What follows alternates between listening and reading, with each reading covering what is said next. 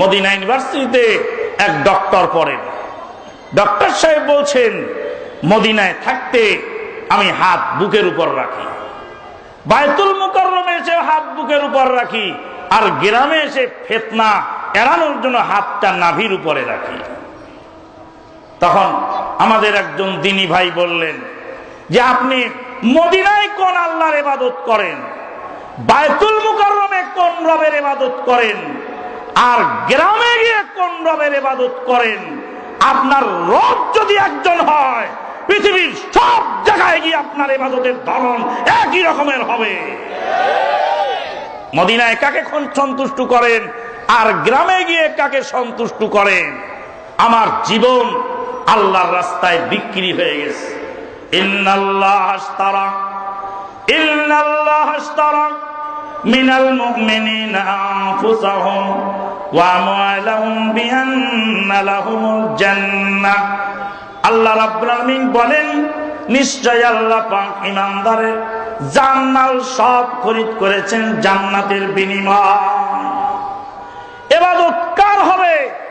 পৃথিবীর কোন মানুষের সন্তুষ্টি আমার দরকার নেই, সির্ফ আল্লাহর সন্তুষ্টি যদি আমার কাম্য হয়, তাহলে এত ফিরকা, এত মতবাদ, এত তরিকা থাকবে না। তামাম পৃথিবীর সকল মানুষ যদি আপনাকে দোষী সাব্যস্ত করে আর আল্লাহর আদালতে যদি আপনি নির্দোষ প্রমাণ হন, তাহলে সেটা আপনার জন্য যথেষ্ট। তামাম পৃথিবীর সমস্ত মানুষ যদি ফুলের তোড়া দিয়ে আপনাকে বরণ করে আর আল্লাহর আদালতে যদি আপনি দোষী প্রমাণ হন, বাঁচার উপায় নাই। বহুদিন বক্তৃতা করে মাহফিল থেকে ছেড়ে চলে এসেছি, খাবার দেয়নি। বহুদিন বক্তৃতা করেছি, থাকার জায়গা দেয়নি। বহুদিন বক্তৃতা করেছি, পয়সা দেয়নি। বহুদিন বক্তৃতা করেছি। কিছুদিন আগে নওগাঁয় গেছিলাম, বক্তৃতা শেষে বললেন শেষে মুনাজাত করে দিয়ে যাবেন। বললাম মুনাজাত করতে জানি না, এই বেদাত আমরা শিখি নাই। বলে অবশ্যই করতে হবে। লাভ দৃষ্টেস থেকে নিচে নেমে বললাম,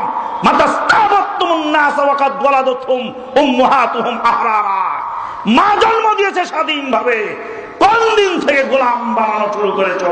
মাথা তোমার কাছে বিক্রি করি নাই। চলে গেলাম, কেক ঠেকাবি ঠেকা। মহিলা নারী পুরুষ সবাই বলে, বাপরে মৌলবীর তেজ। বলছে এটা মৌলবীর তেজ নয়, এটা হকের তেজ। আপনারা দেখেন নাই, বনশ্রীতে এক বিয়ের অনুষ্ঠানে এক মহিলা ক্যামেরা নিয়ে এসেছিল ক্যামেরা মারার জন্য। সেই চলন্ত বিয়ে পড়ানোর সময় এক ধমকে মহিলা ক্যামেরা ফেলে দিয়ে চলে গেছিল, দেখেন নাই? এর নাম হকের পাওয়ার। মানতাবুদ, ইবাদত আল্লাহর করি আমরা, মাথা আল্লাহর সামনে নত, সন্তুষ্ট আল্লাহর কাছেই চাই। পৃথিবীর কোন মানুষের সন্তুষ্টি আমাদের কাম্য নয়। কাইফা তা'বুদ, ইবাদত কিভাবে হবে? নবী মুহাম্মদুর রাসূলুল্লাহ সাল্লাল্লাহু আলাইহি ওয়াসাল্লামের তরিকায় হবে। কে বগলে পুতুল রেখেছিল, কে সালাতের পিছনে পালিয়ে গিয়েছিল, কার ডিস্টার্ব হয়েছে কথা শোনার সময় আমার নেই। নবী মুহাম্মদুর রাসূলুল্লাহ সাল্লাল্লাহু আলাইহি ওয়াসাল্লাম যদি জোরে আমিন বলে থাকেন, তামাম পৃথিবীর সমস্ত মুফতি মহোদয় যদি আস্তে আমিনকে উত্তম বলে মনে করেন, মুহাম্মদুর রাসূলুল্লাহর এই কথার সামনে কারো কথা চলবে না। টিভি চ্যানেলে এক বক্তা সাহেব বক্তৃতা করছেন, মাগরিবের আগে 2 রাকাত সুন্নত আজানের পরে পড়া ভালো, এটা মুস্তাহাব। সাহাবায়ে কেরামগণ পড়তেন। আমাদের সমাজে যেহেতু চালু নাই, তাই না পড়াই ভালো। আমার মতে আমাদের সমাজে যেহেতু চালু নাই, তাই না পড়াই ভালো। তোমার মতো বুদ্ধিমানের এই মতামতের খেতায় আগুন দেওয়ার সময় আমাদের নাই। রাসূলুল্লাহ সাল্লাল্লাহু আলাইহি ওয়াসাল্লামের ইন্তেকালের 150 বছর পরে ইমাম শাফি রাহিমাহুল্লাহ আসলেন। সেই ইমাম শাফি রাহিমাহুল্লাহ কোরআন হাদিস শিখলেন। তার ইন্তেকালের 250 বছর পরে শাফি মাযহাব চালু হলো। সেই শাফি মাযহাবের সেজদার নাম কোরআনের সূরা হজ্জের মধ্যে আমাদের মাযহাবী ভাইয়েরা লিখে দিতে বাধ্য হলেন। এটা শাফি মাযহাবের সেজদা, এটা আমাদের মাযহাবে নয়। এটা শাফি মাযহাবের সেজদা, এটা আমাদের মাযহাবে নয়। রাসূলুল্লাহ সাল্লাল্লাহু আলাইহি ওয়াসাল্লাম কোরআন কমপ্লিট করে থুয়ে গেলেন ইমাম শাফি রাহিমাহুল্লাহ জন্মের 150 বছর পূর্বে। ইমাম শাফি রাহিমাহুল্লাহর ইন্তেকালের 250 বছর পরে মাযহাব সৃষ্টি হলো। তার মধ্যে ইমাম শাফির নাম ঢুকলো কি করে? মাযহাব মানুষকে বিভক্ত করে, গোটা মুসলিম জাতির লড়াই গোলমালের মূল কারণ হলো এই মাযহাব। কারণ 4 দলে মানুষকে বিভক্ত করে আল্লাহর ঘর পর্যন্ত বিভক্ত। 801 হিজরি থেকে নিয়ে 1343 হিজরি পর্যন্ত এই মাযহাবী বিভক্তির কারণে কাবা ঘরে 542 বছর পর্যন্ত এক জামাতে সালাত হয় নাই। তাই তো মদিনা ইউনিভার্সিটির জনক প্রফেসর ডক্টর মনসুর আস-সেমারি মদিনা ইউনিভার্সিটি ক্লাসের মধ্যে বলছিলেন, একজন ছাত্র ইন্দোনেশিয়ার বলছিলেন, ক্বালা ইমামুশ শাফিঈ রাহিমাহুল্লাহ, ইমাম শাফি রাহিমাহুল্লাহ বলেছেন।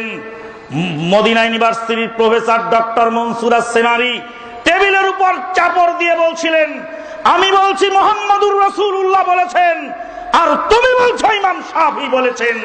আল্লাহর কসম, ওয়াল্লাহি ওয়ালাউ ক্বালা আলফ শাফি, যদিও 1000 ইমাম শাফি বলেন, খেলাফা মা ক্বালা আল্লাহ ক্বালা রাসূল, আল্লাহ যা বলেছেন রাসূল যা বলেছেন, 1000 ইমাম শাফি যদি তার বিরুদ্ধে ফতোয়া দেয় তাহলে সেই ফতোয়া আমরা মানতে রাজি না।